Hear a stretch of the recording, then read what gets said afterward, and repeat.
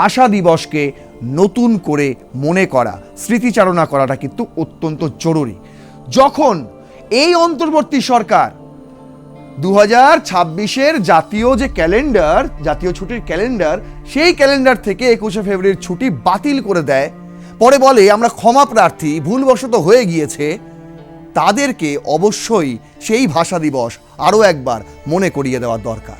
শুধুমাত্র কয়েকজন ক্ষমতালোভী তারা এটা একটা পৃথক বিষয়, আপনাদের আলাদা করে বোঝাতে হবে যে কেন ভারত ভাগ হয়েছিল।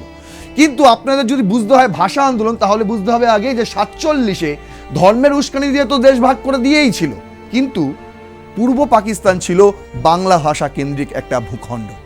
সেখানে উর্দু আরবির কোনো জায়গা ছিল না। তারা যতটা সাবলীল ছিল বাংলা ভাষাতে, ঠিক ততটাই তারা ঘৃণা করত উর্দু, হিন্দি, আরবির মতন ভাষাগুলিকে।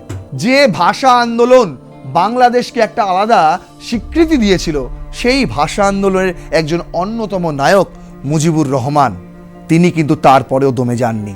তিনি বুঝেছিলেন যদি এই রাষ্ট্রে বাঙালির দাবিকে মান্যতা দিতে হয়, বাঙালির অধিকার যদি ছিনিয়ে নিতে হয়, তাহলে সরকার গঠনে বাঙালিদের ভূমিকা অত্যন্ত গুরুত্বপূর্ণ হতে হবে। রেস কোর্স ময়দানে মোহাম্মদ আলী জিন্নাহ এক সমাবেশে স্পষ্ট ঘোষণা করেছিলেন যে উর্দুই হবে পাকিস্তানের একমাত্র রাষ্ট্রভাষা। সেই বিখ্যাত মন্তব্য তার এখনো ভাইরাল, ইউটিউবে সার্চ করলেই পেয়ে যাবেন। তিনি বাংলাদেশে দাঁড়িয়ে, মানে তৎকালীন পূর্ব পাকিস্তান, সেই পূর্ব পাকিস্তানের মাটিতে দাঁড়িয়ে এক ঝাঁক বাঙালির সমাবেশে বলছেন উর্দুই হবে দেশের রাষ্ট্রভাষা, বাঙালি তুমি বাংলা ভুলে যাও। বহু মানুষ গুলিতে আহত হয়েছে, মুহূর্তেই এমার্জেন্সি ওয়ার্ড পূর্ণ হয়ে যায়, আহতদের অনেকেই মুমূর্ষ, তাদের সঙ্গে আসা মানুষজন আর চিকিৎসককে ঠাসাঠাসি হয়ে যায় জরুরি বিভাগ।